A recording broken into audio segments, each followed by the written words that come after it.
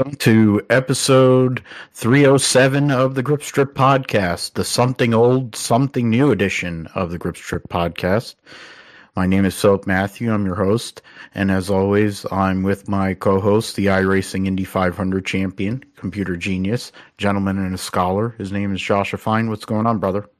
Doing great, Phil. Of course, back for another week here with IndyCar, NASCAR, F1 all on the plate here. But solid weekend of racing. So ready to get into it. Yeah, and I mean, busy weekend for sure. All three major series that we cover here on the show took place, and we're gonna talk about all of those with Kyle Kirkwood and Andretti having a big weekend at Arlington in the first IndyCar race around the Jerry World and the Globe Life Stadium field, whatever the hell they call it.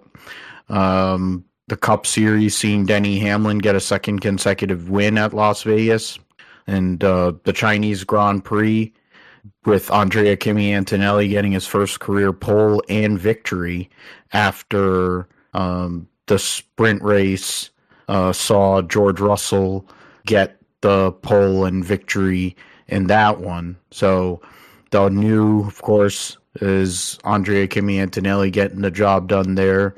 Something old, no offense, Denny.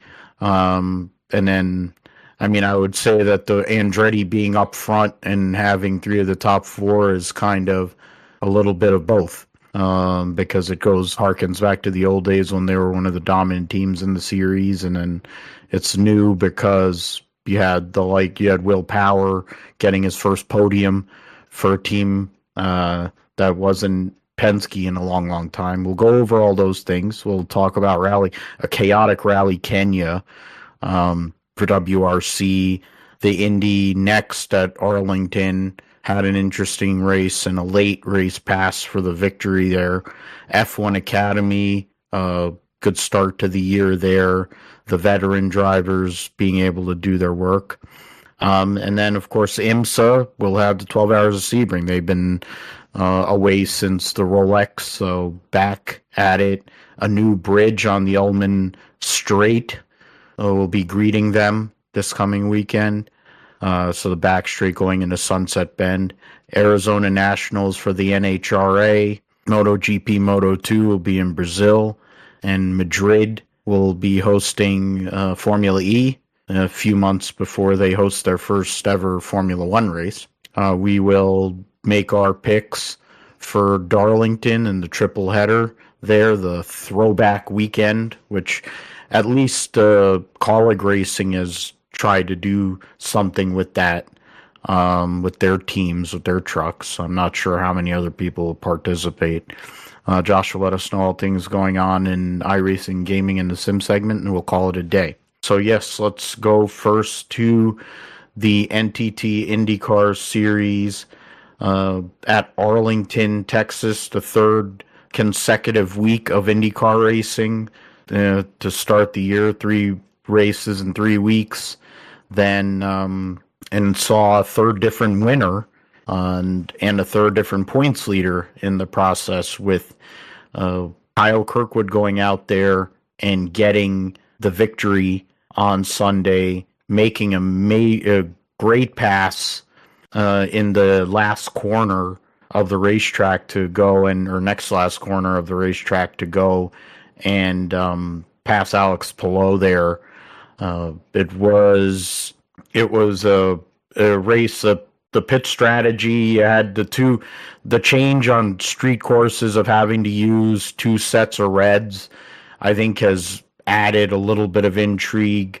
It also has made some of these races more interesting. I think this race definitely was more interesting than St. Pete was, at least after that first pit stop.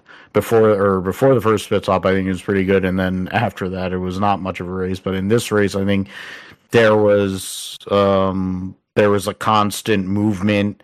There were 8 lead changes, and there were 4 drivers that led a vast majority of the race, and 3 of them were Andretti cars. Go and look at the notes I had over here.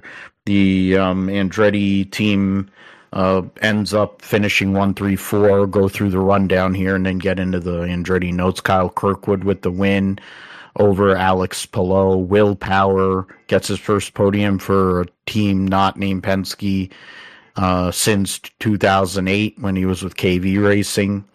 Marcus Ericsson started on pole, finished fourth. Kirkwood, Palou, Power all led 16 laps. Ericsson led 15, so they're your top four there, led the majority of the race. Pato O'Ward in a home game finished fifth, essentially. Texas boy there. David Malukas finished sixth. Christian Lundgaard from 18th finished seventh. Scott Dixon, who had issues in practice and qualifying, was able to come from 20th to finish eighth. Alexander Rossi and Marcus Armstrong rounding out your top 10. Scott McLaughlin, who was fastest in first practice, crashed in qualifying and would have been a likely favorite, I think, if he had gotten through qualifying. But in the end, had to start tailback, as Rusty Walsh would say, and came all the way back to 11th there. Joseph Newgarden, who came into this race as a points leader, finished 15th. And yeah, there were 20 cars of the 25 starters on the lead lap. Christian Rasmussen brought out only the first yellow of the day, and that was with 3 laps to go, whatever. Then Nolan Siegel crashed into Romain Grosjean, coming to what was supposed to be a green-white checkered finish. But in the sense that for Kyle Kirkwood, he's been consistent these first two races. One of the young stars in IndyCar racing, getting into his prime now. He's the lead dog at Andretti. Honestly, their best hope, I think, to win an IndyCar championship. And going out there, making that pass on Alex Palou, and Palou basically came out and said he didn't have anything for him. But for Andretti Global, with their involvement in so many different areas and all the different Dan Towers businesses they have on their cars these days. But for Kirkwood, Josh, he's shown speed. Of course, he's a great street course racer. Five of his six wins in his career have been on street courses. And for that team with Ron Ruzinski coming over here to the Andretti team as well with Will Power, it seems like there's been some influx of information or ideas, or maybe some damp work on the dampers so that they could go and drive through the bumps better, have better grip. But all you can say is credit to Kirkwood to go and beat Alex Palou straight up. Not many people can say that in the last, 4 or 5 years. So Kirkwood going out there and getting the job done, taking the points lead for the first time in his IndyCar career, and good momentum going to the first permanent road course in a couple of weeks' time at Baba. Yeah, it was a really solid weekend of racing here at Arlington. Kyle Kirkwood, of course, really fast car, of course, made a mistake in qualifying that prevented him from being in the Fast Six there. So was able to recover it in the race. Obviously, fast car throughout. In the top five throughout the race. So it just came down to the end.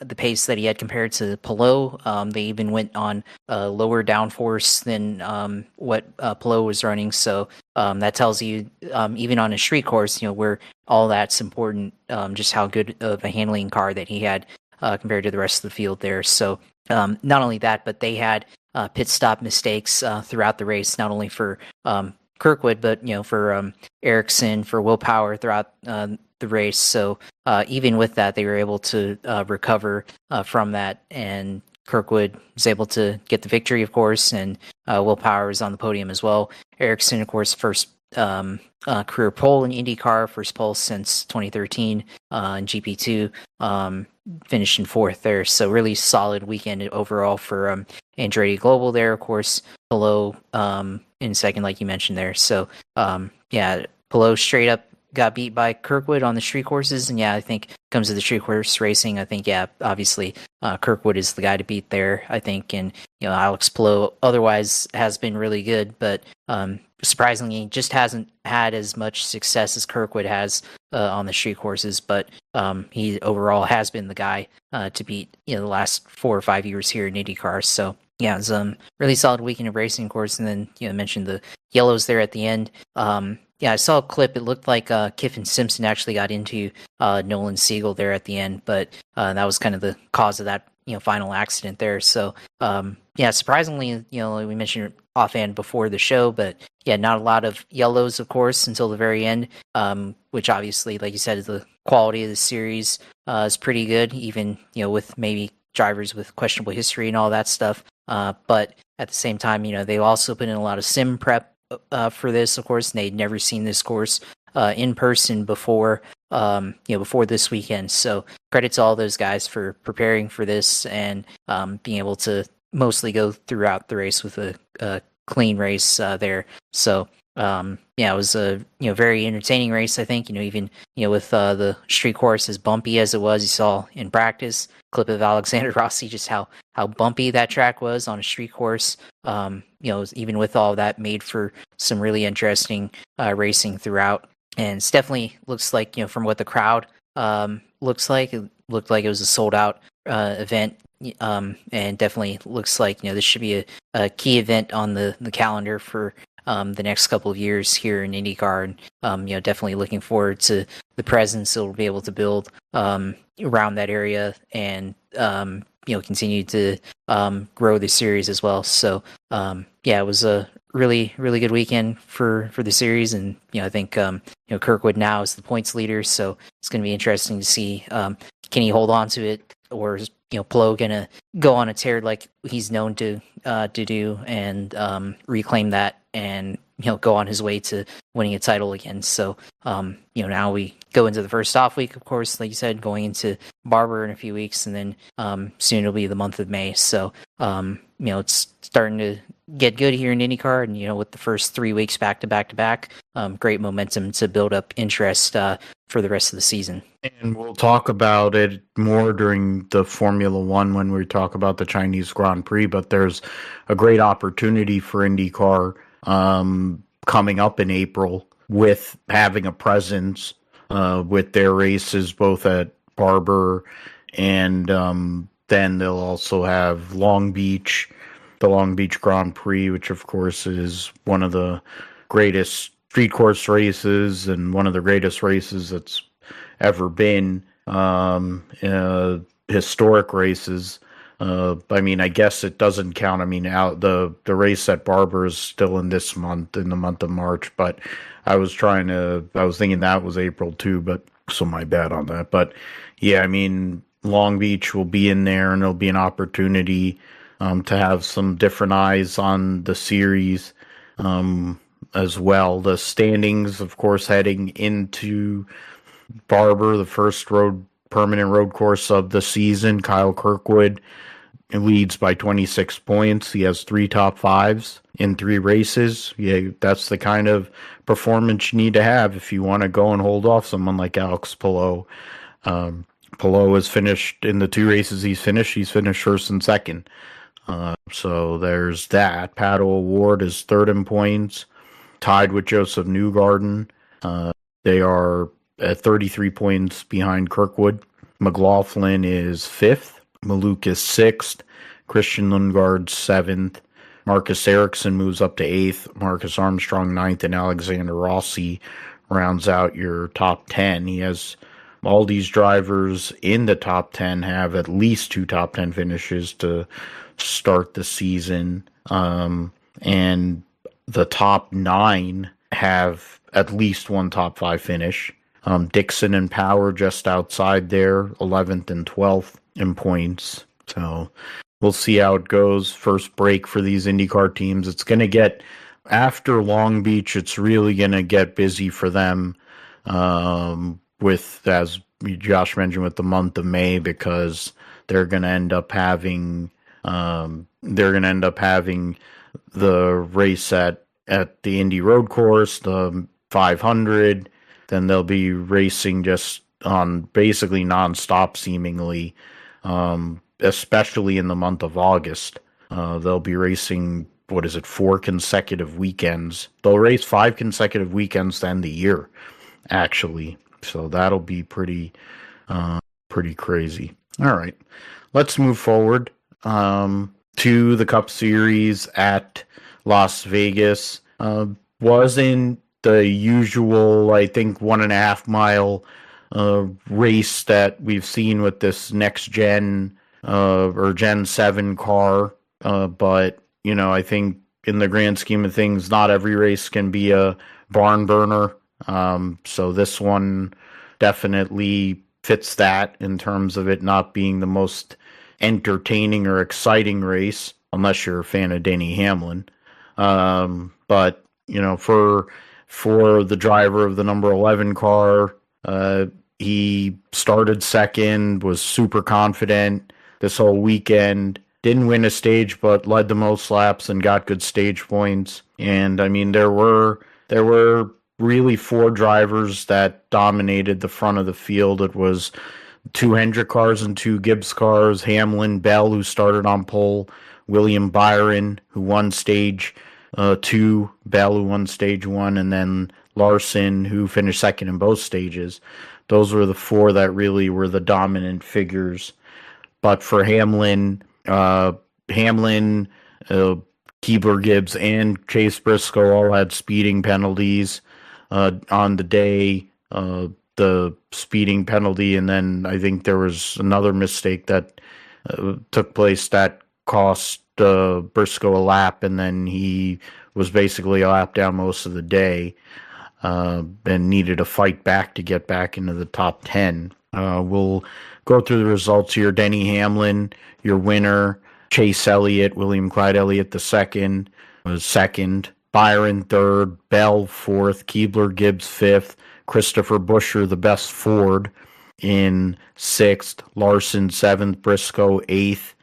Bubba Wallace was ninth. Good stage points again, trying to give himself a cushion if by chance he has to miss a race for the birth of his and why am I forgetting Bubba's him and Amanda's second child, their first daughter. Brad Keselowski from 28th to 10th, doing the old Dale Earnhardt, qualifying bad and then moving up, but usually you'd go and win. That's the difference. And Ryan Preece was 11th, got stage points. Tyler Reddick got stage points, but fell back late and finished 13th. Blaney 16th, and Cindric 19th. SVG, after a strong start to the year, had issues and finished last. Connor Zilic brought out the only yellow for cause on Sunday, finished 32nd. Defending race winner Josh Berry was 31st and started 32nd. So it's crazy to think what's happened in a year to that 21 team. A year ago, they were one of the fastest cars out of the blocks, and they seem to have a lot of pace. And for a while now, it hasn't seemed like that's been the case. I think they had shown some pace during the playoff last year, but they had so much bad luck in the playoff. It's almost like they're in that same doldrums now, and well back. But the Penske cars were off all weekend, really. I mean, Blaney did qualify decent, but fell back. Logano only started 21st, finished 15th, and then Cindric started 31st and finished 19th. So wasn't a good day for the Penske organization, or for Spire, for that matter, or Trackhouse. Those were some of the organizations that struggled. Justin Allgaier was filling in for Alex Bowman, finished 25th. So, yeah, that's takeaways there. Denny Hamlin passes Kevin Harvick to become 10th all-time by himself in Cup Series wins with 61. First win post the passing of his father. First win since, of course, the awful end to the season for him at Phoenix, where he was 3 laps away from becoming a Cup Series champion, and then it got taken away from him. And his whole family was there. His oldest daughter was super emotional. His mom, he was able to give his mom a hug and all that. He was emotional, so it was a nice thing. I think the Gibbs guys being fast every single these last couple of weeks, I mean, it makes a lot of sense. Starting to wonder if Briscoe's getting all the 54 equipment these days on top of having bad luck and self-inflicted wounds, which might explain some of the crap that's gone on, but that's just conspiracy theory me because my favorite driver's struggling. But the Chevys seem, and at least the Hendrick Chevys seem to be all right. I'm not sure about the other Chevy teams, but the Hendrick Chevys were fast and all seem to be in a position. The three that, are in regular position seem to be fast enough with this new body style change, and they were able to compete with the Gibbs cars. But in the end, it was Denny Hamlin. He gets himself back into the top 10 in points, puts himself right in position, gives Toyota now their 4th win in 5 races to start the year. Josh. Denny Hamlin, of course. Super emotional for him. It was interesting seeing him climb out of the car. A lot of times, fans boo him when he gets out of the car after a win, and he kind of, goads him on and all that stuff. But, it seemed like everybody was cheering for him in the stands. They were all real happy for him, of course. And I think a lot of people online, of course, after all he's been through in the off season, of course, with his family and losing his father and all that, but also the lawsuit on top of that, of course. I think maybe there's some respect there as well for pushing that change to improve the sport and all that. But Denny obviously had a really good car there to get the lead at the end from William Byron in the final stage. Had a really good car throughout. Of course, Chase Elliott was closing there in the end and got within about a half a second. Perhaps maybe if the race were just a few more laps longer than that, maybe Chase Elliott could have had something for Denny Hamlin there. But I kind of also think Denny was kind of just managing the gap there and just maintaining things. And even if Chase Elliott was able to get even closer, it just wouldn't have really mounted too much because Denny probably would have pulled away there. So obviously really good car for Denny there. Chris Bell, of course, had fast car as well. Led laps was up there for a bit. Won the first stage there. You mentioned Chase Briscoe and Ty Gibbs, and it's interesting. Ever since the lawsuit for Gibbs against Spire, after Chris Gabehart has left Gibbs for Spire, and allegedly, according to Gibbs, took proprietary information with him. Ty Gibbs was named in the lawsuit because of his performance with Gabehart, or was at least as a figure in this because he was with Gabehart last year, and ever since that came out, like Ty Gibbs has been finishing in the top 10 or the top 5 like every race. So it's interesting how that works out, but at least he's performing well for once. But for Briscoe, of course, struggled with the season, but I mean, solid result, I guess, in 8th to start to get things better for him after bad start to the year. The Hendrick Chevys, of course, Larson, Byron, Elliott, fast, of course. Dillon had at least some speed, of course, the best non-Hendrick Chevy out there. Trackhouse, I mean, seems like they're off. SVG fell from 5th, I think, to 7. I mean, he's out of, I think, in 17th now. So really bad fall off for Shane Van Gisbergen in the last couple of races here. So looking forward to seeing how they can recover. Of course, finished last there. So really bad for him. Zilich, of course, caution there for him in the final stage there. So Trackhouse, of course, out to lunch right now. Daniel Suarez getting into it on pit road with Ross Chastain, the Dirty Mo Media admin, getting into it online with Suarez's wife there. So that was the only real drama in the race, of course. So it wasn't really like the Las Vegas race that we've seen the last couple of years with the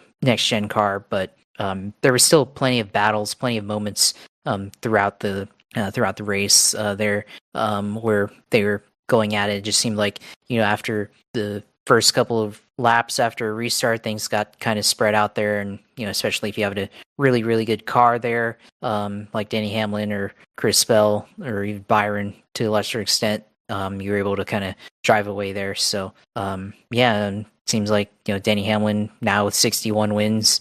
Now he's trying to see if he can maybe get to 67 or something like that. He mentioned that on his podcast, so we'll see if he's able to get to that. But I guess, yeah, for the standings, of course, Bubba Wallace closing in on Tyler Reddick a little bit, down to 61 points there in the point lead. So, yeah, for 2311 as well, in addition to Denny Hamlin, they're off to a good start on the year. So, yeah, now we're going into kind of the meat and potatoes, I guess, of the of the season here with the mile and a halves and some of the more traditional tracks that the Cup Series goes to. Of course, Darlington's up next, but yeah, and I think now next couple of weeks we're going to kind of find out who's actually for real here in this season. So Tyler Reddick, of course, out to a big lead, but we'll see the next couple of weeks if he can continue to maintain that lead, and who else can try to close in on him as we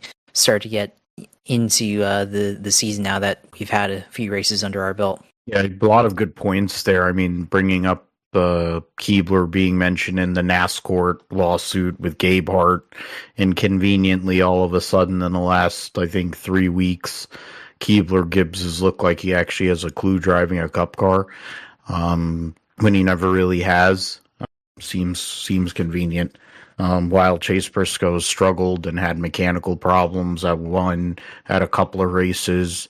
I mean, there's tire issues / I think maybe mechanical going on at Phoenix too. So I think yesterday was more self-inflicted. Hell, he got a speeding ticket going to the racetrack and then got caught speeding on pit road. So but two of his other teammates and Keebler did too. So there must have been something wrong with how they were taking working their digital dashes and all that. But I mean, that was one point that, with the way that JGR is running right now, Gibbs has to perform. I mean, he's never going to lose his job, even though he stunk for most of his Cup career. But it's brought him to the forefront, and he's changed his tune a lot from the cocky, arrogant, douchey kid that he was when he was winning all the time in the Xfinity series.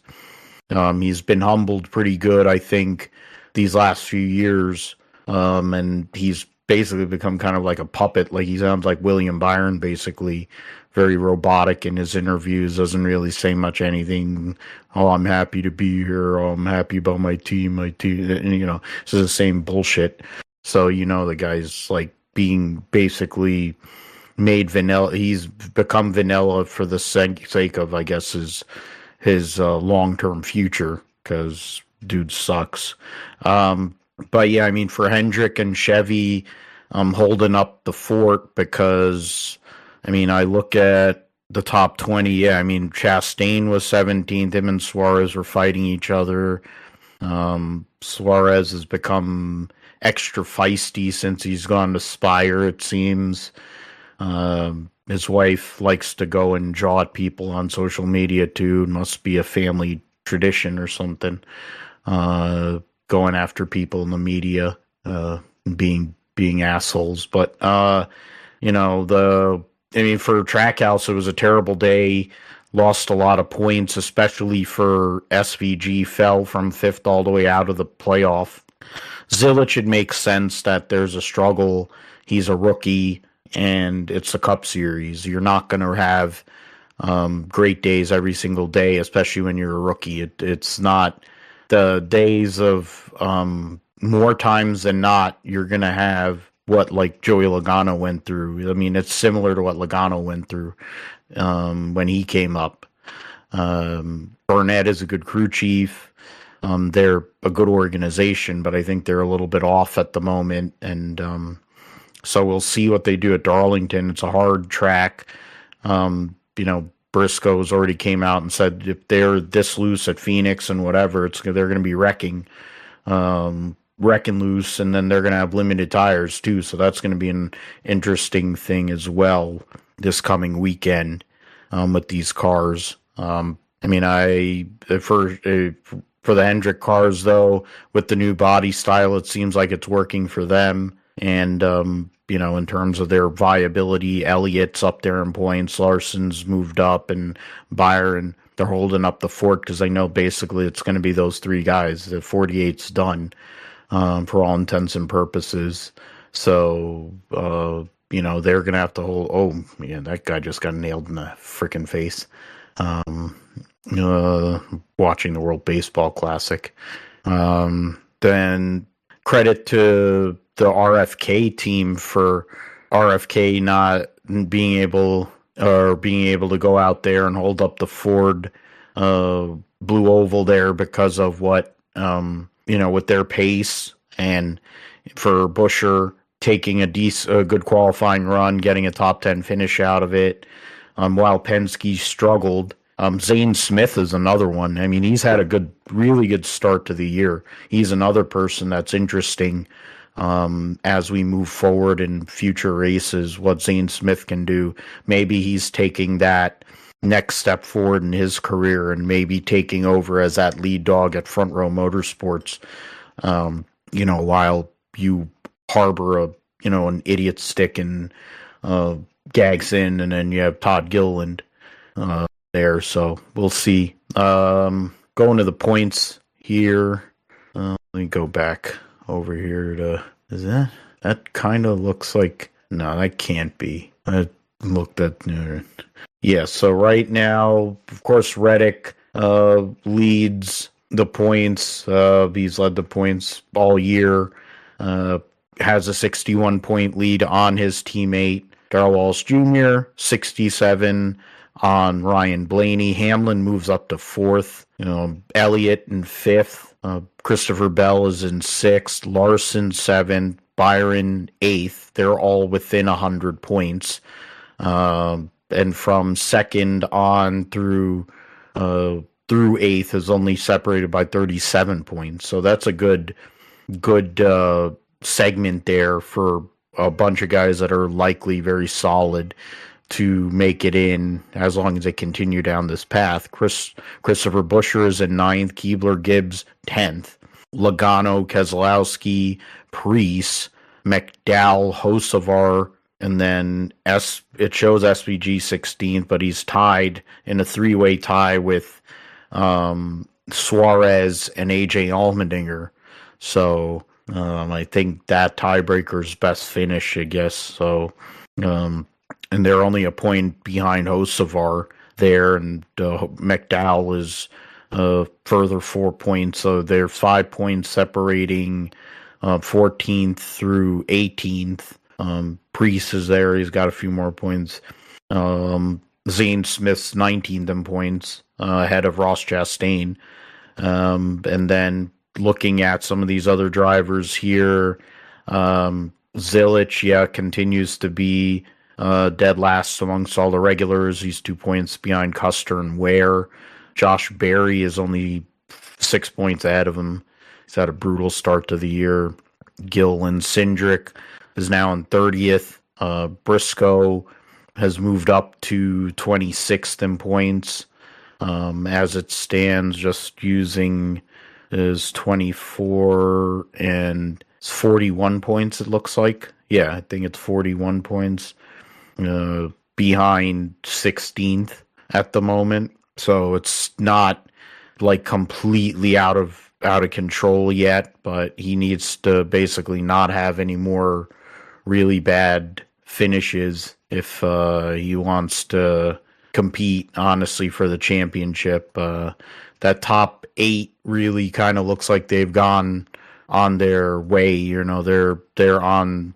They have good momentum, so don't want it to let it go too far. Let us see. I wanted to go and see because I figured Racing Reference would have a greater breakdown of points. They do better than what J-Ski does with the NASCAR whatchamacallit, NASCAR feed. They go, like, I don't know if there's a place where they show you like stage wins and stage points. I think that would be that would be one to have, I think, to show and see amount of stage points that people have earned.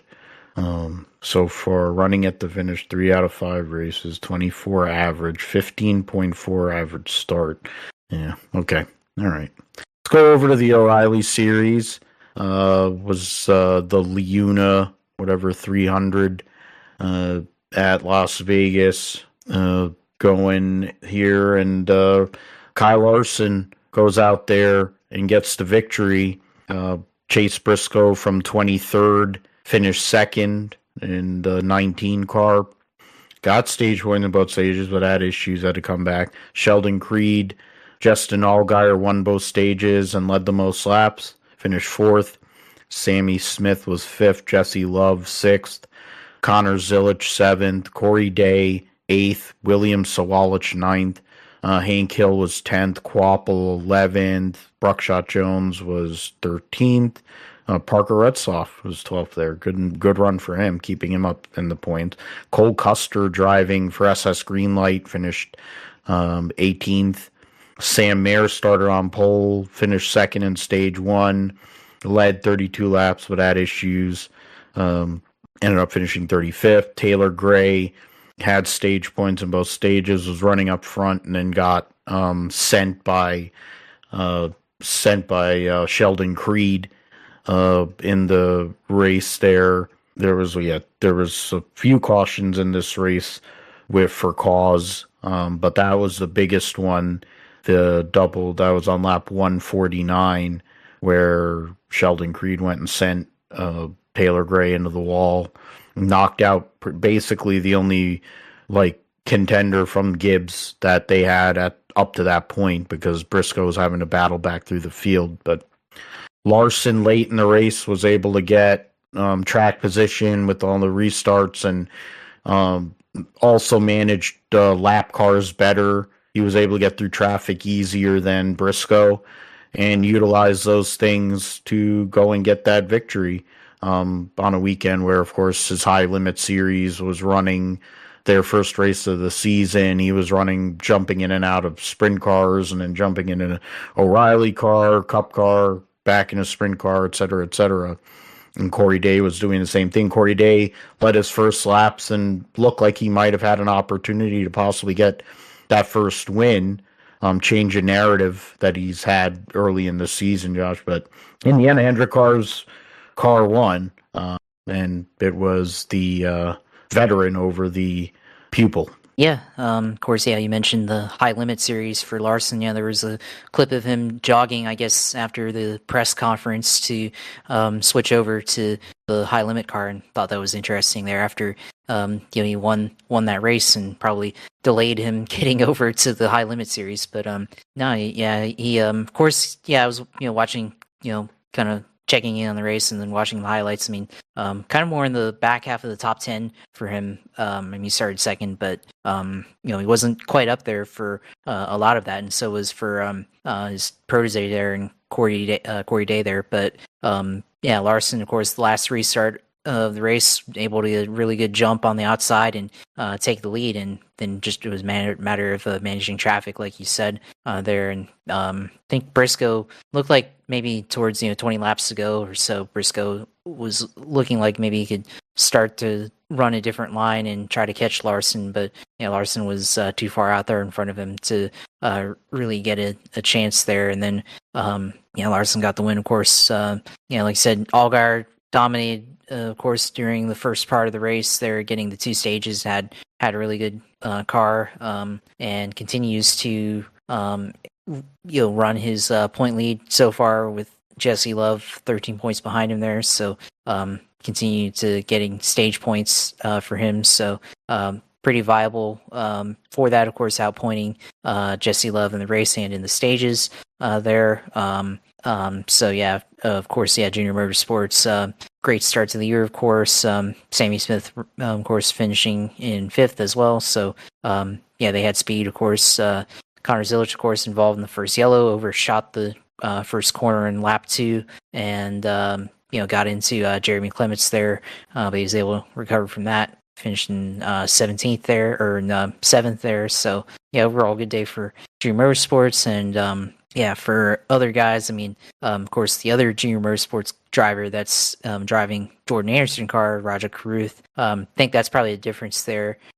Started 8th, probably had a good run going throughout, but ended up in 19th. And after the first couple of races in the JRM car, and maintaining a couple of top 10 finishes, now he's had a couple of races outside the car. So looking to see what he can do now that he potentially maybe get back into that 88 car. I think Alex Bowman was scheduled to be in that 88 car next week at Darlington, but of course the issues Alex Bowman's had with his health. Wonder who they'll put into that car for Darlington here. I guess that's on the entry list here for next week at Darlington. But for Caruth, of course, 19th on here. So yes, there'll be opportunities to recover from that. But yeah, you mentioned the only real, I guess, drama of the race. Taylor Gray got cleaned out by Sheldon Creed there late in the going. Kind of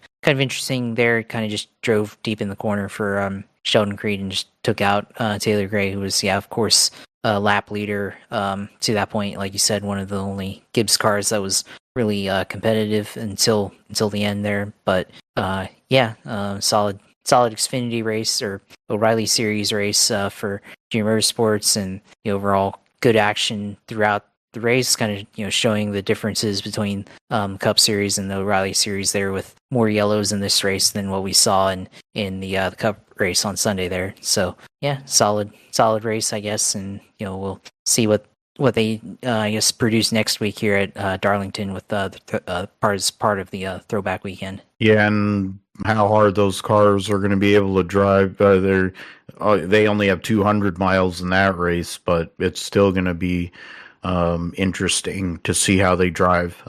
They last year and recent years, I think they've had double headers, but this year they're going to do the trucks on Friday night, and they're going to do the O'Reilly Series on Saturday afternoon. I think probably I have to look at the schedule there, but we'll see what happens with that. I mean, for Allgaier, maximizing stage wins there, getting his first 2 stage wins of the season. He won a hell of a lot of stages last year to go and take the points lead, or maintain the points lead, I guess, over Jesse Love by 13. Austin Hill, 29 points back in 3rd. Creed in 4th. Quapple in 5th. And that was his 3rd different car in 3 weeks that he's driven. I think he's driven he's driven 3 or 4 different cars. I think Caruth's driven 2 so far this year. So I give there's got to be extra credit there for what Quapple's doing and Caruth is having to do relative to some of these other guys. Smith, Day, Caruth, he had an off day last week, but I think when he's able to get back into the 88 car and run that, he'll be fine. I think it puts more emphasis on him probably maximizing stages and maybe getting a win here sooner rather than later, which I think is possible. Obviously, being in a JRM car. Parker Retzloff doing a great job for the Viking team, keeping them up in the points now. He's 9th in points, ahead of all the Gibbs cars, ahead of one of the Haas cars. I mean, there's some solid drivers here that are on the outside looking in behind Retzloff. Mayer, Jones, Gray make up your 12 so far. Gray getting cleaned out, notwithstanding, currently 12th in points, 6 points out of Jeb Burton. Brennan Poole is 13 points back. Sawalich 15 points back. Staropoli actually not too far behind. He's 13 and 23 points back there. So and then Alfredo's 28, Sieg 29, with Perkins there. So that's Clements hasn't had any luck. I mean, if Clements has run way better than being 21st in points, so I think he's someone to watch if and when they can get some consistency and get out of their own way, maybe qualify a little better, because those Haas cars seem to be really fast this year. Creed seems to be a lot more confident, of course, post winning his first career race there. All right, let's move on to Formula One. Was an interesting weekend at the Chinese Grand Prix, and saw the first sprint with this new power unit and car, the whole deal, and it saw Ferrari being able to continue with their great starts, but Mercedes going past them and eventually winning. With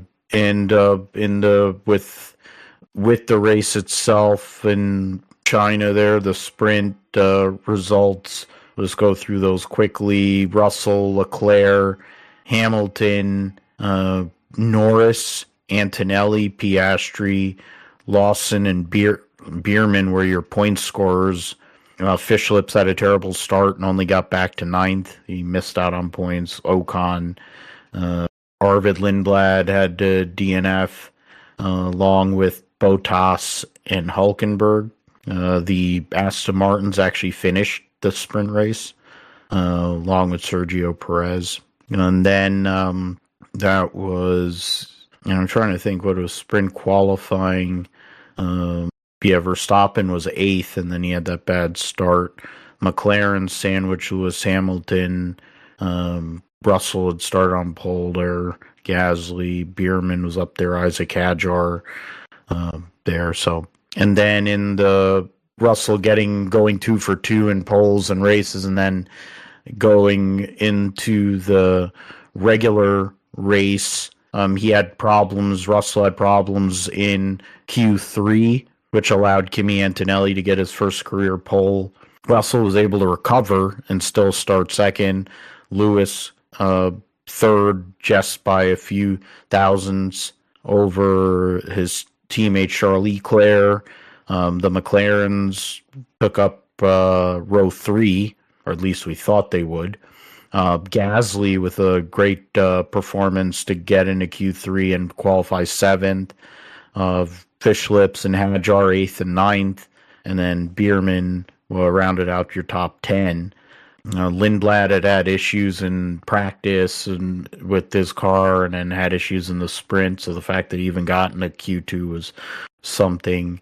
The Williams duo was knocked out along with Aston Martin Cadillac in Q1 there, and then in the race, get into the race, might as well. Saw Andrea Kimi Antonelli become the second youngest winner in the history of Formula One, by 5.5 seconds over George Russell. Had an incident, ran off the track late, but was able to recover from that and go and get the job done there for Mercedes. Mercedes gets a 1-2. Ferrari got the better start. Lewis was leading the race. There was a lot of swapping of positions, but in the end, it was Lewis who was able, and great battle that Lewis had with Leclerc there to race that, or finish out the race there. But in the end, Lewis gets his first podium for Ferrari. Mother's Day in England is Mother's Day yesterday. So it was a happy Mother's Day for his mom, being able to be there, and he celebrated her, and they went off on a interesting journey. They went I don't remember exactly, prior to going to the Chinese Grand Prix there. So being a great son, I'm trying to do the same thing for my mom, because it's a milestone coming up for her here next few weeks.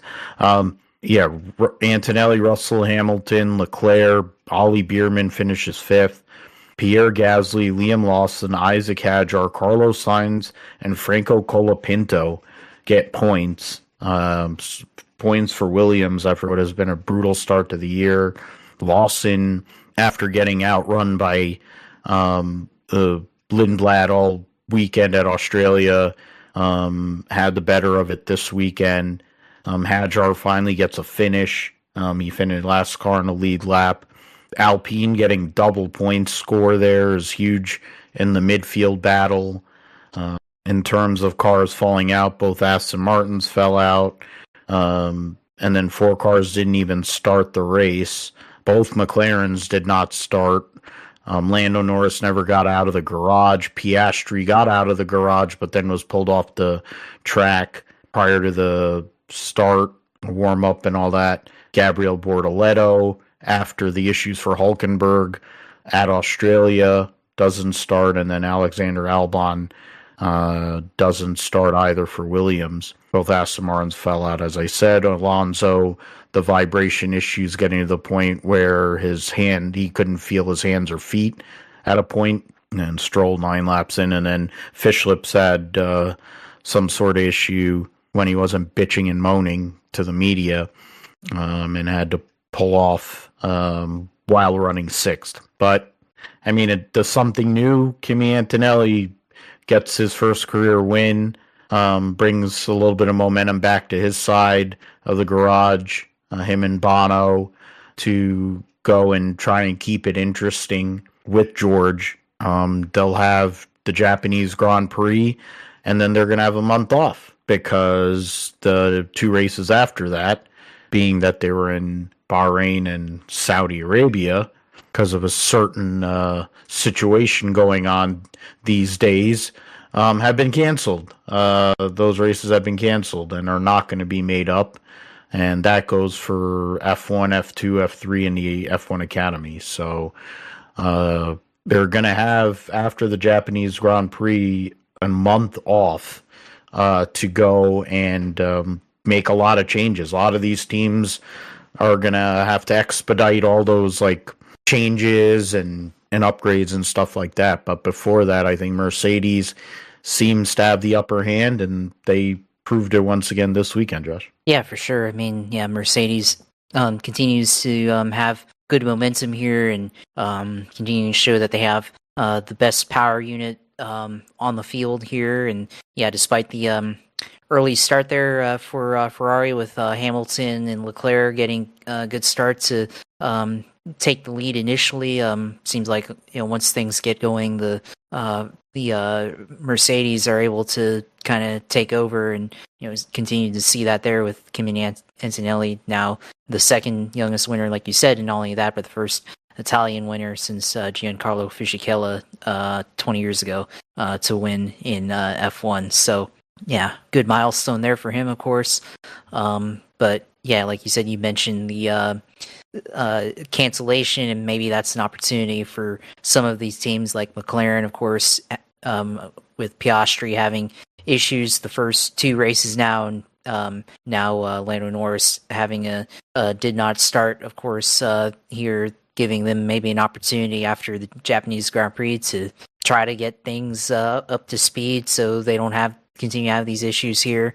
Hopefully, I guess for them, they can get a start at the Japanese Grand Prix. Of course, huge points hole already for Piastri there, and of course for the team in the Constructors Championship here. So, lots of these teams here. Red Bull, of course, issues for Hadjar the first race, now with Verstappen here in the second race. So, continuing to have issues there for some of these teams, the power units, Aston Martin, of course, for Alonso and everybody else. So maybe there'll be opportunity here for them to get some kind of upgrade to have less DNFs or whatever. So a bit of a break in the momentum, of course, here with the new regulations, of course, and everything. And of course, you mentioned it kind of earlier, I guess, alluding to the break in the action. I guess we talked about with IndyCar. It's certainly a chance for IndyCar to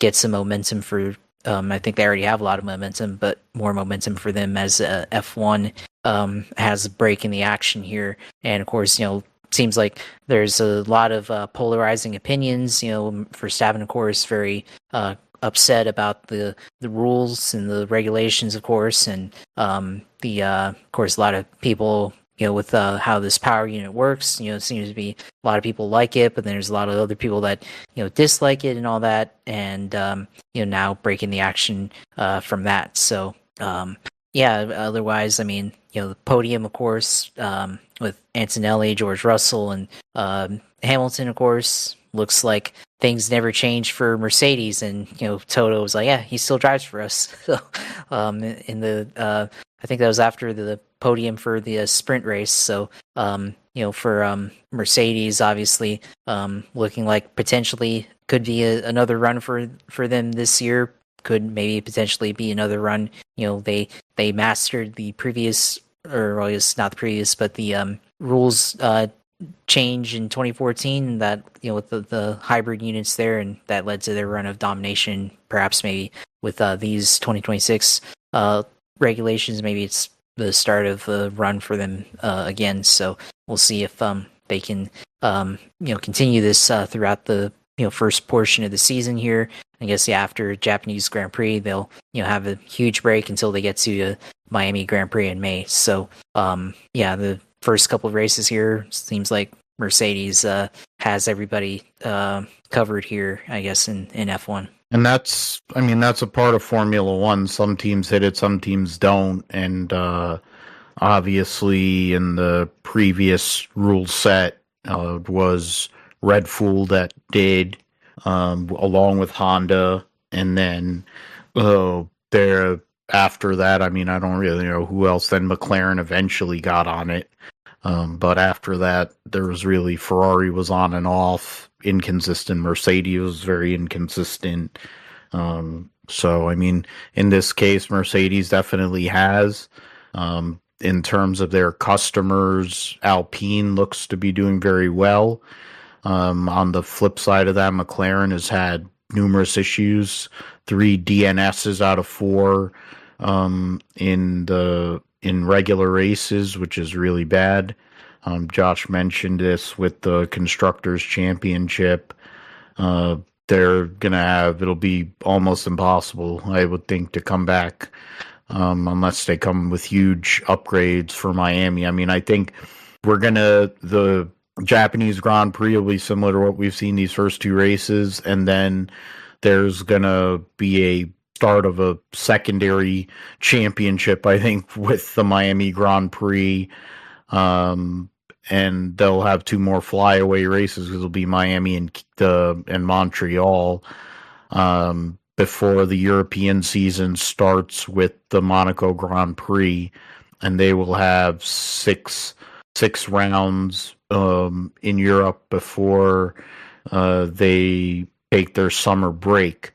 So, and I think that'll be around the time, that summer break will be around the time when they do the I guess the compression ratio deal, where I think they're going to change the rules for the compression ratio and temperature testing or whatever it is, which may be where one of the advantages that Mercedes has. So there's going to be different, I think this season in a lot of ways, there's just different portions of the season, just different championships in its own right. You're going to have this first 3 races, which is going to be like it's like different chapters.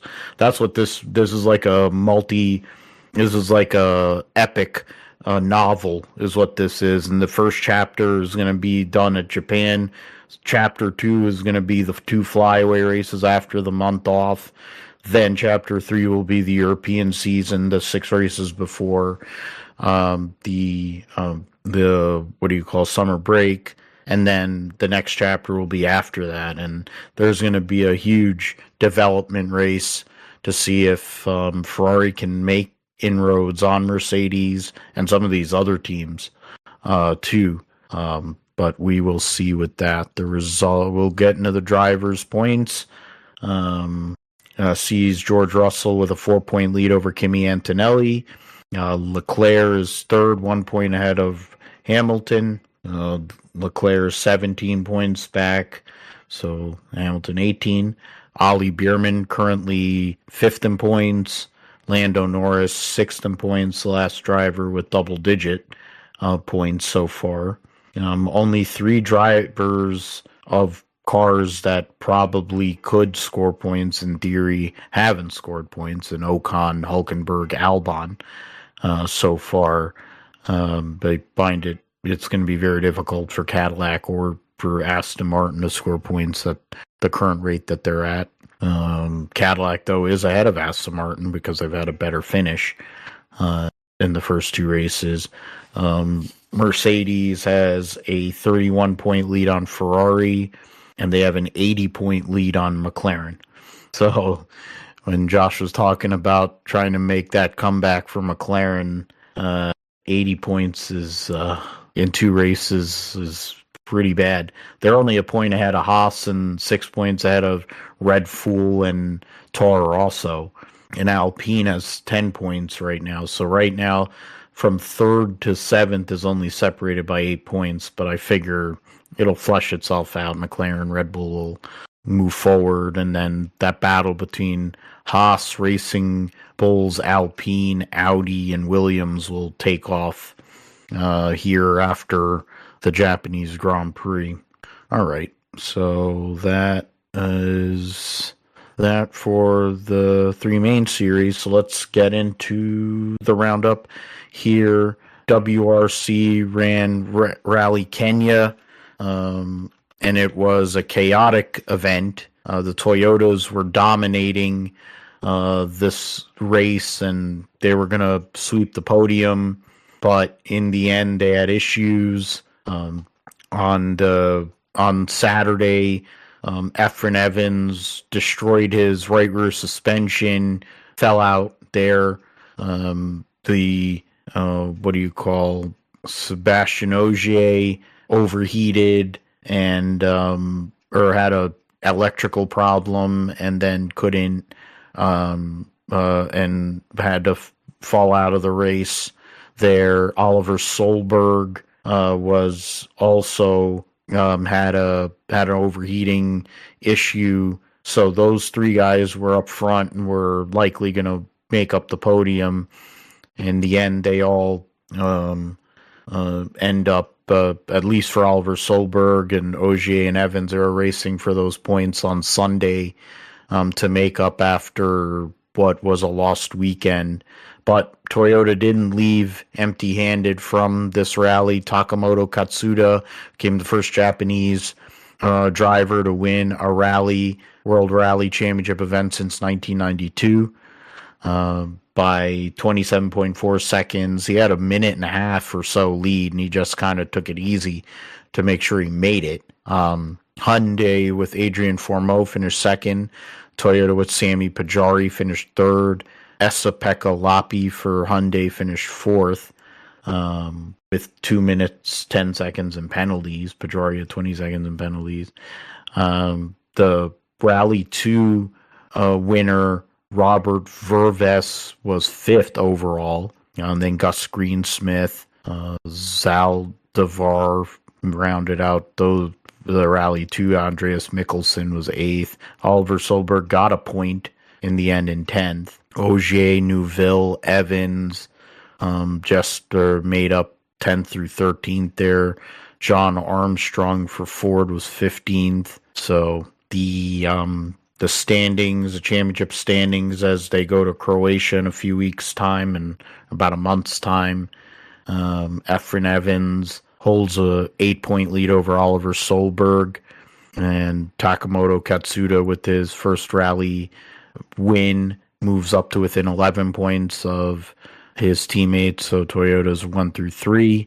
Fourmeau is 19 points behind in 4th. Sami Pajari in 5th. Ogier in 6th. It's going to be hard for him to defend his championship unless he goes on a kind of a heater like he did last year.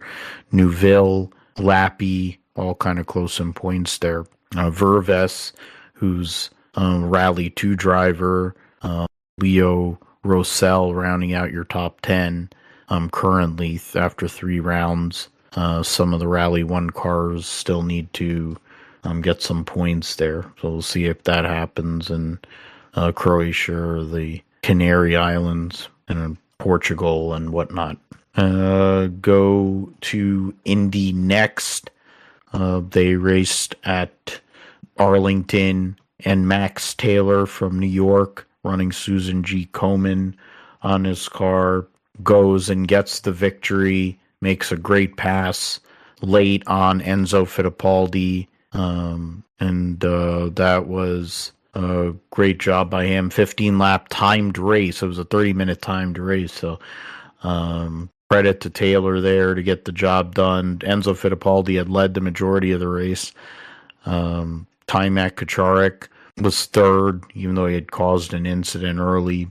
Juan Manuel Correa, Lockie Hughes, Nikita Johnson, who won at St. Pete, Seb Murray, Matteo Nannini, Miles Rowe, Jordan Missig, Alessandro De Tullio, who had started on pole and gotten moved by Kacharik, ended up finishing 11th there. So what was it? The 45 jumped 2 starts, jumped the original start, sent to the back of the field, then jumped the restart and got a stop and hold for 30 seconds.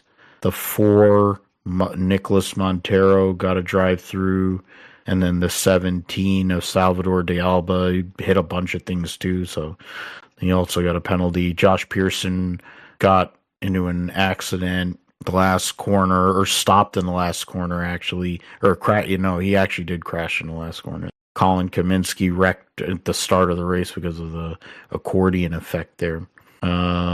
Point standings for Indy next, as they their next race will be at Barber. They'll do a doubleheader there. Sees Max Taylor take a 10-point lead over Nikita Johnson. Taimak Kacharik is third, Lockie Hughes fourth, Seb Murray fifth. Very close between from 4th through 8th, with Miles Rowe there, only 10 points out of 4th, but giving up a lot of points at the moment. Taylor with 2 top 5s so far this year and a win. So we'll see how that goes moving forward. And get into F1 Academy. First race for F1 Academy this year. Multiple American drivers in on the grid, so their next round was supposed to be Jeddah. They won't be going there, so they'll have a couple of months before they race at Montreal. So unfortunately, the results of the weekend saw Nina Gateman for Alpine and for, what is it called, MP Motorsport get the victory in race 1. It's just clicking on. I want to actually see. Okay, there you go. We'll do that. Palmowski qualified on pole, and then Feldmeyer ended up winning race 2. So in race 1, it was Gateman, Granada, Feldmeyer, and Ferrer, Palmowski, Peyton Westcott, the American for Mercedes and Prema, finished 6th. Ella Lloyd, Ava Dobson, another American, finished 9th. Robertson, Kaylee Countryman was 16th. Alba Larson had issues and finished last, one of the championship favorites. Then in race 2, Feldmeyer, Palmowski, Peyton Westcott gets a podium. Gateman, Lloyd, Alba Larson moves up to 8th in that second race. Ava Dobson finishes 10th, so points for her in both rounds. So the point standings, as they move on, they'll have a nice break. Feldmeyer leads by 6 points over Palmowski. I guess the first race they use is only the top 8 score points. So I guess that's, and it's like the way that they do it in the sprint. They treat it like a sprint race, and then they do a feature, same kind of point standing. So Feldmeyer, 6 points out of Palmowski. Gateman was 3rd. Peyton Westcott 4th. Ferreira, Lloyd, your top 6. Ava Dobson, yeah, she did get a point there in race 2 then. So, yeah, she's on the board. Currently, what is it? 1, 2, 3, 4, 5, 6 drivers that haven't scored, and they'll have a good couple of months to practice before their next round in Montreal. We'll go to, the 12 Hours of Sebring. IMSA back for their first race since, of course, the Rolex 24 at Daytona. And you'll have, Mustang Challenge, Super Trofeo, Carrera Cup. Then you have the Michelin Pilot Challenge, which will have, 50 cars in that race.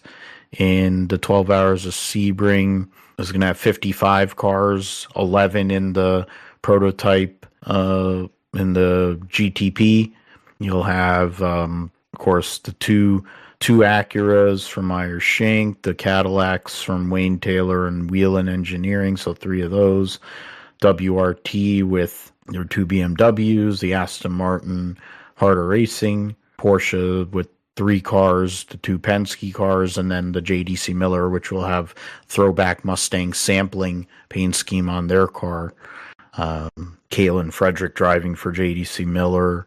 You got, of course, Ricky Taylor and Jordan Taylor for the Cadillac. Trying to see. And Colton Herta actually is going to be driving this weekend for the 40 team. Tom, of course, Colin Braun for Acura Meyer Shank. They'll have Scott Dixon driving with them. And then the 93 will have Alex Palou. Then in LMP2, you're going to have 12 cars in that field. United Autosports, CrowdStrike by APR, George Kurtz there, and trying to see who else. Naveen Rao for Aero Motorsports, and Jacob Abel, that's Aero Motorsports. Dan Goldberg for United Autosports at 22. The Inner Sport team will have Seth Lucas and John Field. 43 Inner Europol, Bejoy Garg and Jeremy Clark. Jerry Kraut is JDC Miller, and then VJ Hyatt Cameron with the AL Racing prototype. Of course, Roxy will be back for GTD Pro for AL Racing this coming weekend in the number 77. GTD Pro's 13 car field, BMW, Paul Miller team will have 1 out there. Porsche will be represented by AO Racing and Manti. Ford will have 2 of their Mustangs out there. Ferrari will have 1 or 2 with Tree RC and Risi Competizione.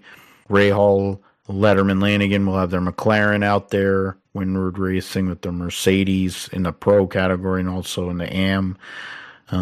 Corvettes will have 2 cars. Lamborghini with their new Temer Ario debuting with Pfaff. And then Lexus for the Vassar Sullivan.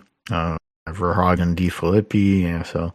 And then GT Daytona, biggest class, 19 cars there. So we'll see how it goes at Sebring. NHRA, you back this weekend. The Firebird at Firebird for the Arizona Nationals, the Factory Motor Parts Arizona Nationals.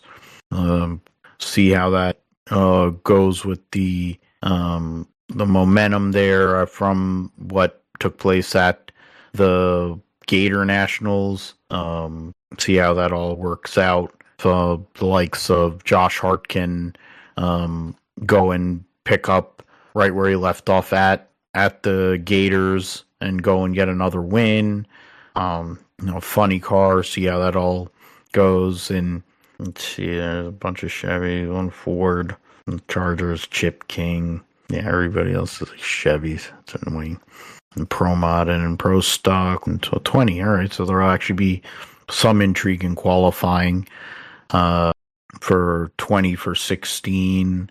There, Cody Anderson driving. Then you have, so I'm trying to see. Matt Hartford, of course, won in Pro Stock at the Gator Nationals. So see if he can continue that momentum there in Fuel Funny Car. Austin Prock trying to make his first race of the year after failing to qualify for the Gator Nationals. So one car will fail to qualify for this race. A couple of newer people, different people in this week, more West Coast guys trying to make an opportunity to make a show there. But you have Chad Green coming off of winning his second consecutive Gator Nationals in Funny Car, trying to go and keep that momentum going into this race.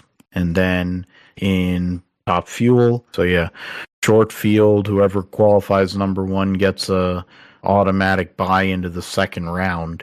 So qualifying should be a little bit more interesting that way. Tony in his second race with the R&L Carrier sponsorship and Elite Motorsports. You'll have Josh Hart trying to go 2 for 2, driving for John Force. Maddie Gordon in her second race for rookie season.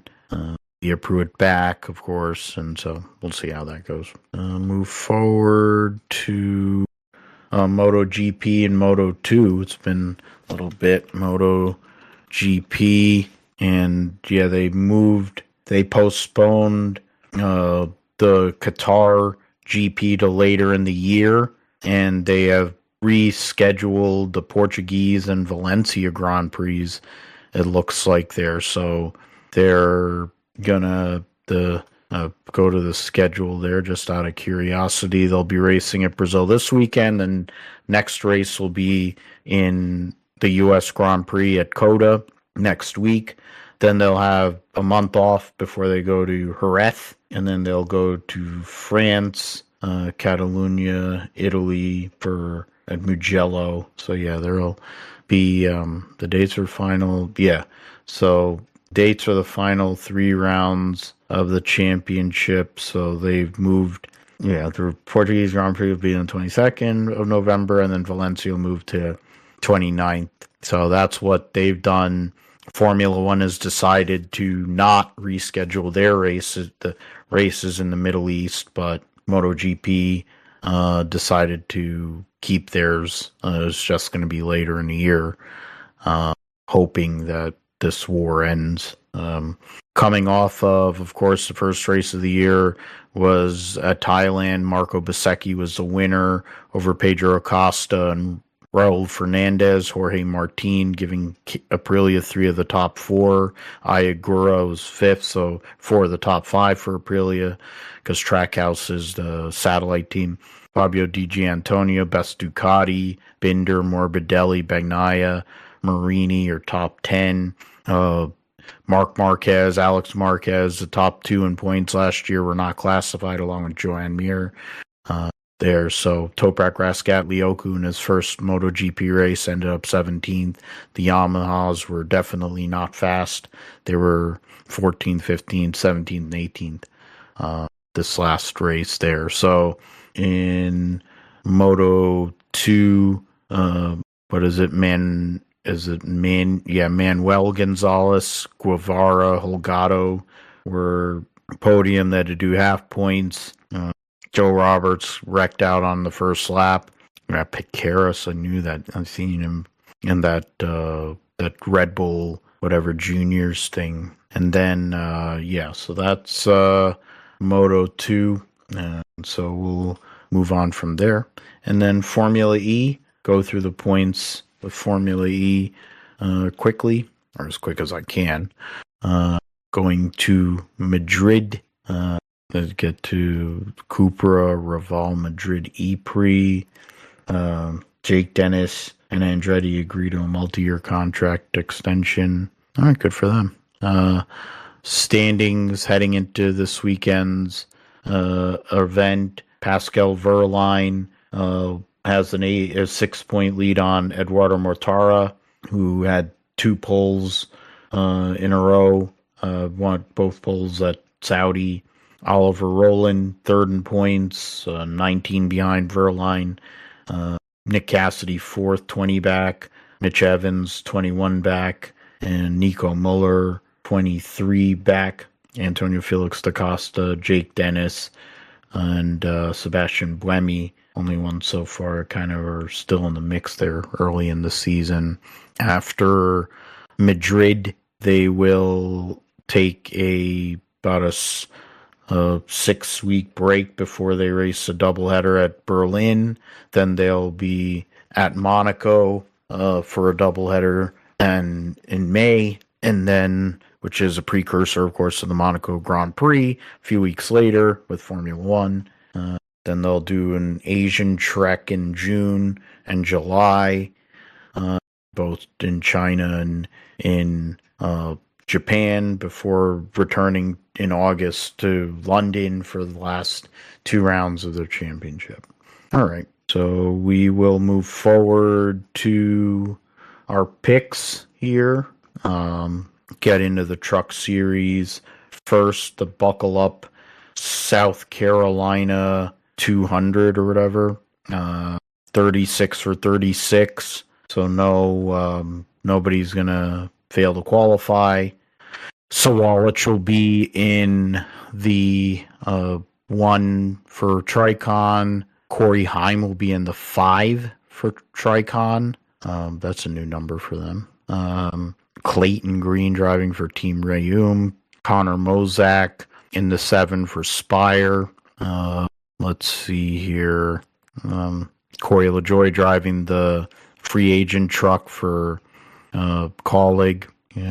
But Greg Van Alst was withdrawn. So yeah, okay. So he thought he was gonna fail to qualify, I guess.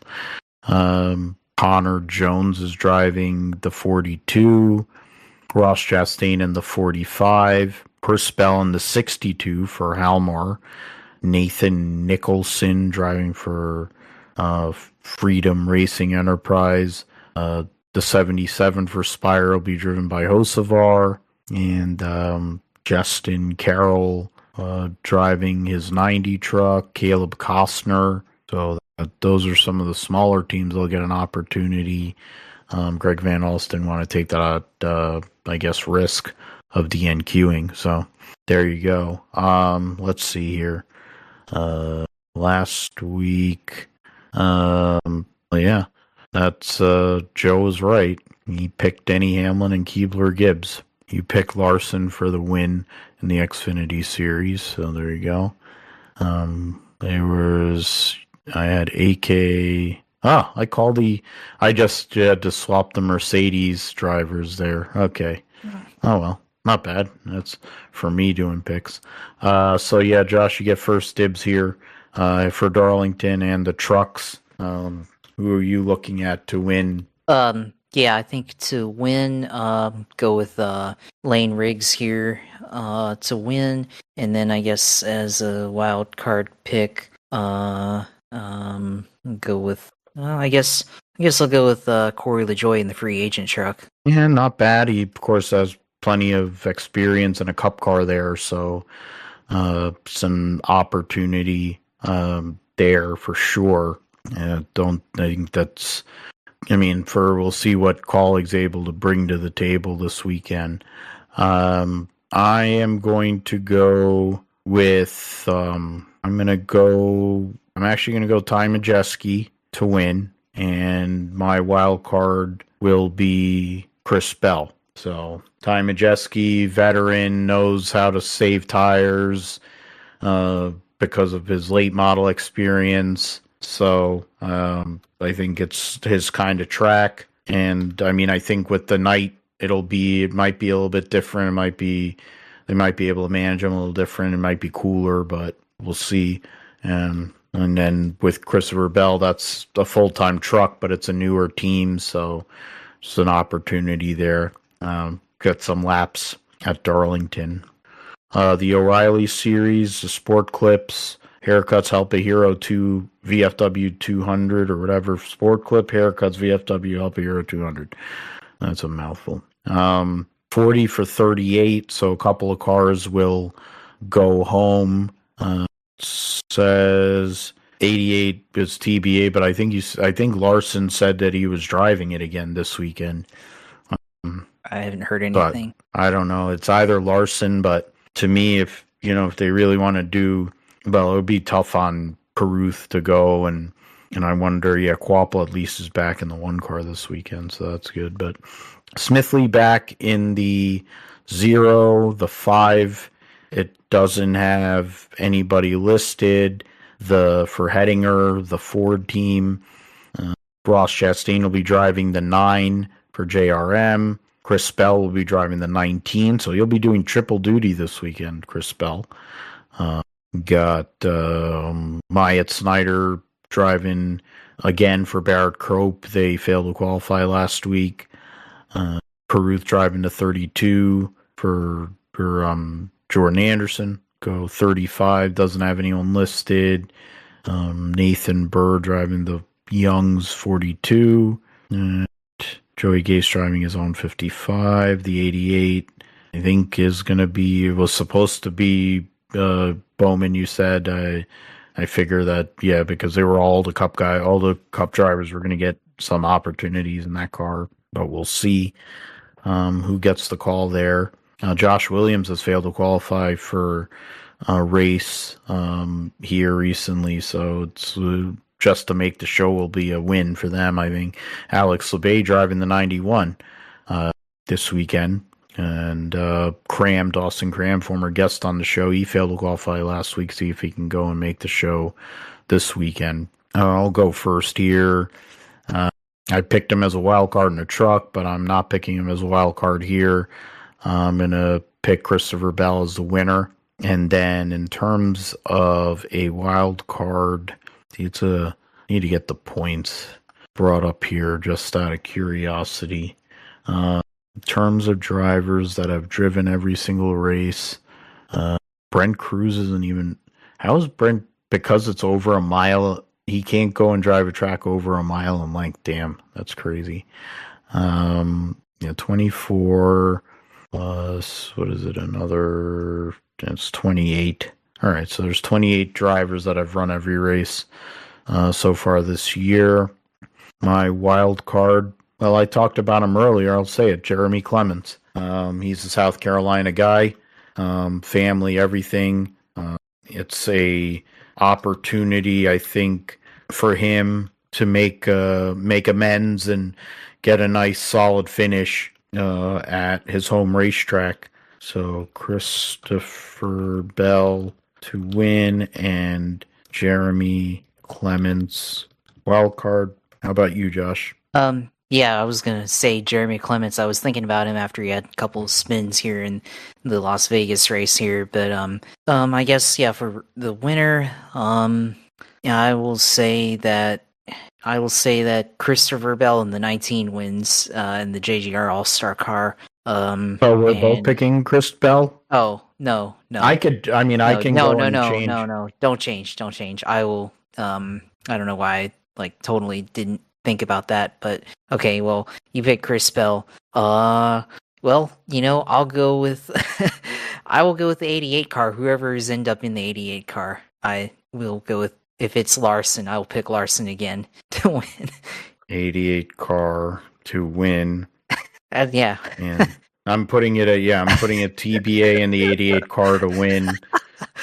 And then who's your wild card? I'll go with LeVar Scott. All right, yeah. LeVar Scott, trial by fire for him in the Xfinity O'Reilly Series, so we'll see how it goes. Last but not least, Cup Series at Darlington. Hocevar running a 1981 Wrangler throwback with the what's it called? With the I think Chili's on the car. Yeah, he's doing that is quite a uniform. My God. And then Chili's, and then they're gonna run it. Yeah, so at least they're doing a throwback. So Dale Jr.'s happy about it. So he's got the Dale Jr. seal of approval, and that's all that matters. Redneck Jesus signs off on it. You can't go wrong. There's 37 for 40. Nobody going home. Only open car is the Timmy Hill Carl Long team Garage 66. So I'm not sure who's going to run it. throwback or not. People have gotten to the point where they're not even trying anymore. So it's a shame, really. But I know Briscoe's running the Freebird Springwater car this weekend. Oh, there's that. Yeah, Josh, who do you see this weekend? I mean, Darlington's going to be crazy, I would say, with this car and the way things are set up and everything. Yeah, I think for me, go pick Denny Hamlin to go back to back here. Actually, he won the race last year too in the Carl Edwards throwbacks. So yeah, I'll pick him to win there. And I guess wild card can go with let me look at the standings before I say who's in. Well, I mean, he technically qualifies, but he's in 20th in the standings right now. So I'll pick Ross Chastain. Yeah, that makes sense. Ross Chastain. Yeah, so and Trackhouse needs a good run here after a bad one here this past weekend. For me, in terms of Darlington, I am going to go. I'll go Larson to win, and my wild card will be Chase Briscoe because he's 26 in points. So Kyle Larson to win and Chase Briscoe wild card. All right, so we'll see how that goes. Josh, it's your time to shine, and tell us all the things going on iRacing, gaming, and the sim segment. Yeah, for me, sim segment, of course. This week in iRacing, of course, the Season 2 update is live, of course. Last week, the trial week and everything. For that, if we go to this week in iRacing, Season 2, of course, downloaded the St. Pete Street Course. Tried that for a couple minutes there on the NASCAR Truck Series car for, I didn't download the Ram truck, but I mean, it's basically, they're all kind of the same. It's just different skin, but I tried it on the Ford truck that I have on iRacing, and it's a pretty solid course. Definitely sliding around in the truck on that course, and definitely the Pioneer Park section was a pretty good park section before you get into turn 10, turn 9 and turn 10 there. So it's a solid track, and definitely going to get a lot of use for the iRacing IndyCar series and all the other series here. So now that the Season 2 update is live, of course, NASCAR iRacing Series is back this week at Darlington. There will be fixed and open schedule races for that series.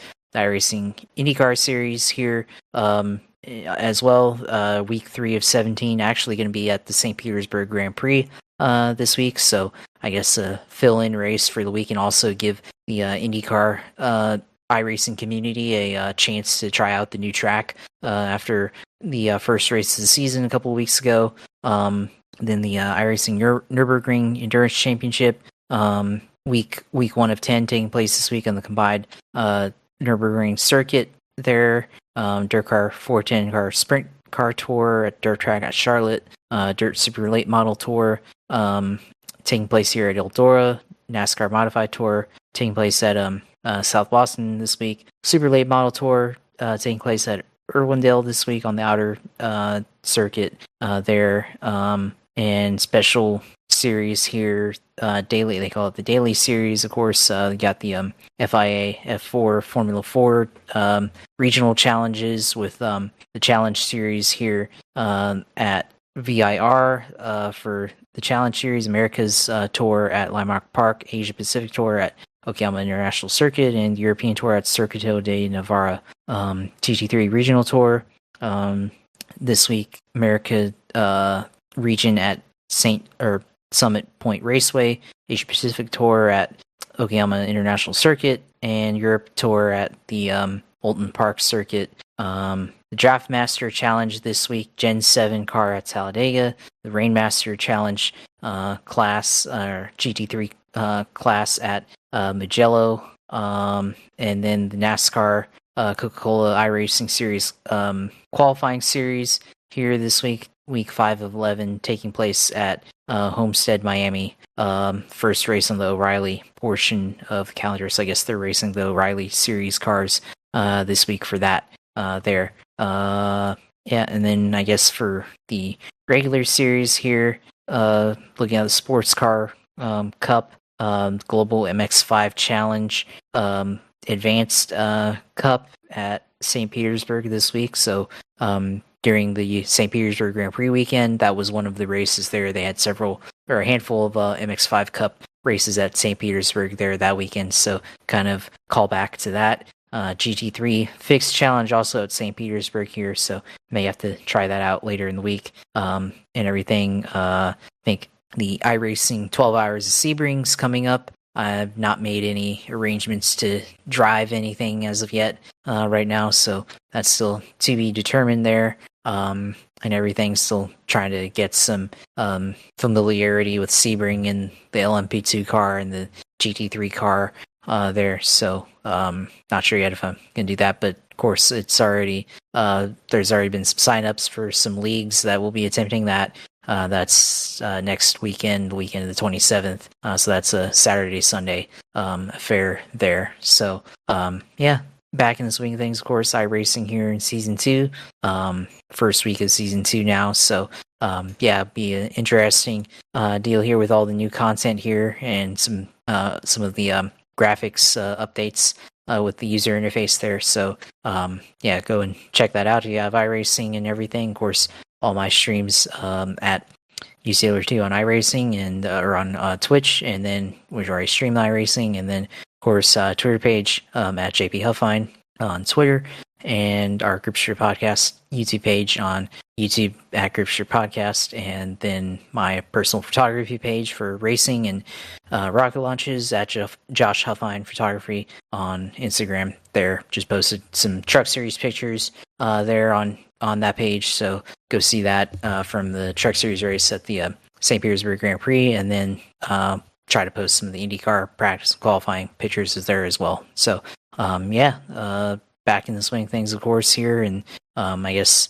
kind of a light week in terms of upcoming in terms of coverage, I guess, with just NASCAR at Darlington this weekend, but certainly throwback here, and we'll see if all the paint schemes, if people actually participate or not. So yeah, be an interesting weekend of racing here, but definitely looking forward to it. Absolutely. Wouldn't want to do it with anyone else, man. So it's great. Thanks as always for your insights and contributions and your work on the back end, especially on the YouTube side and just in general. And we'll see if you're going to end up driving at Sebring, because Sebring is definitely a challenge for sure. Forgot to mention, actually, Matty Brabham's 2 for 2 in Trans Am this year, driving for Chris Dyson. He won at Sebring for the first race, and then he won at Road Atlanta this past weekend. Looks like a good, strong favorite, I think, to win the deal, which would be nice. Better than Paul Gentilosi's team winning again, but with Paul Menard. I didn't know that Paul Menard was driving for him, and now I'm like, oh, God. But that's beside the point. I digress. You can find me, Phil, or PGMGSP28 on Instagram. You can find me on Twitter, maybe PGMatthew28. Don't really go on there that much anymore. Gripster Podcast, of course, on YouTube, as Josh mentioned, GSP1428. And then PhilipGMatthew.com, the audio feed you can get on my WordPress page, and then Podbean.com. And yeah, that is that. We will be back for episode 308 of the Gripster Podcast, go over everything that took place at Darlington. Roundup will have even more loaded content there, and then we'll be previewing the Japanese Grand Prix, making picks for that, and IndyCar will be back at Baba, so we'll have that, and then of course Cup and O'Reilly will be at Martinsville. So plenty to take in and see in the coming weeks. So as always, for Josh, I'm Phil. Thanks for subscribe, tell your friends about us, and yeah, we will see you next time on the GSP.